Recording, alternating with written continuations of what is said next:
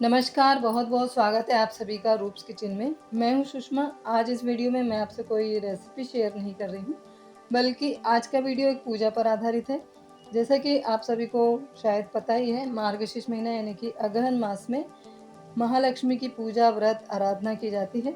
तो उसी पर आधारित ये वीडियो मैं आपसे शेयर कर रही हूँ। आपसे भी रिक्वेस्ट है कि वीडियो को ज़्यादा से ज़्यादा शेयर कर दीजिए और एंड तक ज़रूर देखें।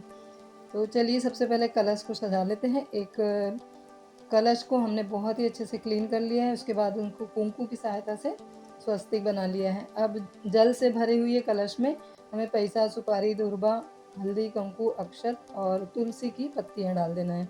उसके बाद कलश पर हमें 5 प्रकार की पत्तियाँ सजा लेना है। 5 प्रकार की पत्तियाँ आपको जो भी मिल जाती हैं वो ले लीजिए। आम, पीपल, जाम और जामुन, इस प्रकार से 5 प्रकार की पत्तियाँ ले लीजिए और कलश को सजा लीजिए। अब एक नारियल लेंगे और नारियल पर हम महालक्ष्मी के फेस को स्टिक कर लेंगे। ये स्टिकर सिर्फ 10 रुपए का होता है, जिसमें महालक्ष्मी की आंखें, लिप्स, नाक, आईब्रो ये सभी होते हैं, तो उसे हम ग्लू से स्टिक कर लेंगे। पिछले कई सालों से महालक्ष्मी के मुखौटे भी मिल रहे हैं, तो ये मुखौटे 70 रुपए से लेकर 2000, 3000, 4000 तक के ये मुखौटे मिलते हैं। तो ये मार्केट में यदि आपको मिल जाते हैं तो खरीद लीजिए, यदि नहीं मिल रहे हैं तो आप सिर्फ़ और सिर्फ़ नारियल कलश पर रखते हुए ये पूजा कर सकते हैं। अब हम महालक्ष्मी को वस्त्र पहनाएँगे, तो ये वस्त्र हमने सिर्फ़ 100 रुपए का लहंगा और चुनरी लिया है। तो ये लहंगे भी 100 रुपए से स्टार्ट होकर हज़ारों तक मिलते हैं, तो जैसा भी आप ले सकते हैं उसके अनुसार ये लहंगे ले लीजिए और इस प्रकार से कलश के साथ बाँध दीजिए। इस प्रकार से महालक्ष्मी की बहुत ही सुंदर तरीके से सजावट कर लेंगे और कोई भी पूजा में रंगोली का एक विशेष महत्व होता है। तो सबसे पहले हमें घर के मेन गेट को स्वच्छ करना है, साफ-सुथरा कर लेना है। उसके बाद वहाँ पर मेन गेट पर रंगोली बनाना है। उसके बाद जिस स्थान पर हम पूजा कर रहे हैं, उस स्थान पर पटिए के नीचे भी रंगोली बनाना है। यहाँ पर मैंने महालक्ष्मी के पसंदीदा फूल कमल की रंगोली बनाई है। आप जो भी रंगोली बना सकते हैं वो बना लीजिए।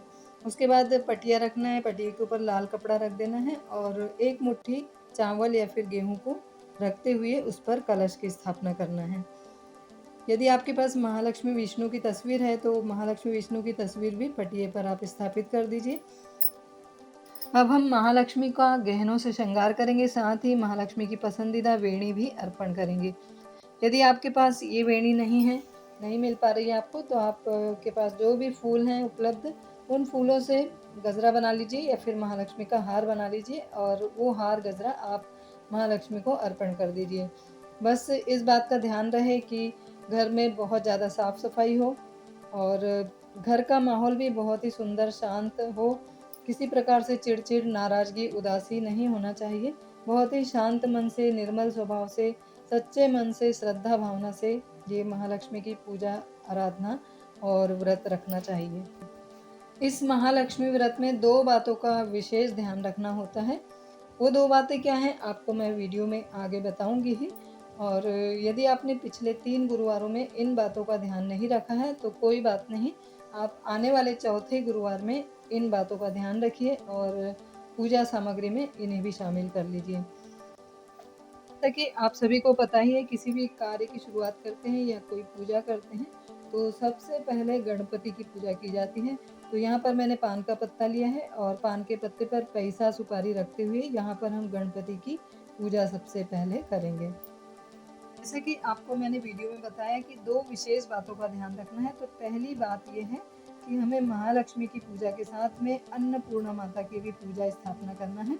तो उसके लिए आप किचन में उपलब्ध धान्य को एक कटोरी में ले लीजिए और अन्नपूर्णा माता की मूर्ति को उस कटोरी में स्थापित कर दीजिए। दूसरी विशेष बात आपको ये याद रखना है कि महालक्ष्मी के समक्ष हमें 21 रुपए, 51 रुपए, 101 रुपए, 501 रुपए जितना भी आप रख सकते हैं, उन पैसों को रखते हुए हर गुरुवार उनकी पूजा करना है और उद्यापन के बाद इन्हीं पैसों को हमें तिजोरी में सेफ रख देना है और इन पैसों को बिल्कुल भी खर्च नहीं करना है, जिससे हमारे घर में धन-धान्य की कमी नहीं होती है, न ही पैसों की भी कभी कमी आती है।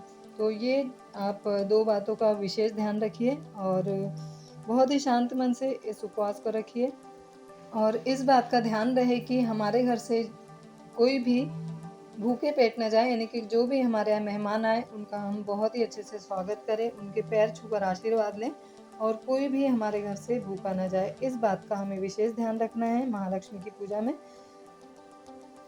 इस प्रकार से महालक्ष्मी की स्थापना पटिये पर बहुत ही सुंदर तरीके से कर लेना है।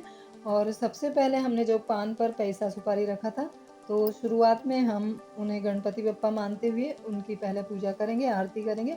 उसके बाद महालक्ष्मी को हल्दी, कुमकुम, अक्षत, धूप दान करते हुए हमें आरती वगैरह करना है और फिर महालक्ष्मी की आराधना करना है। इस प्रकार शांत स्वभाव से एकाग्रचित होकर प्रसन्न मन से महालक्ष्मी की पूजा करते हुए हमें महालक्ष्मी की पोथी पढ़ना है। साथ ही नमन अष्टक भी हमें एकाग्रचित मन से पढ़ना है।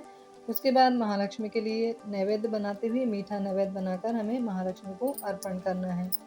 इस प्रकार शांत स्वभाव से एकाग्रचित होकर मन पसंद रखते हुए महालक्ष्मी की पूजा करना है। साथ ही पुस्तक में लिखी हुई कहानी भी पढ़ना है और नमन अष्टक पढ़ते हुए महालक्ष्मी की आरती भी करना है।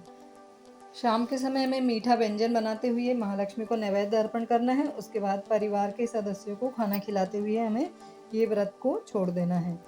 यदि आपको हमारी पूजा में कोई कमी दिखाई दे रही है तो कमेंट सेक्शन में ज़रूर बताइए। जय माता दी।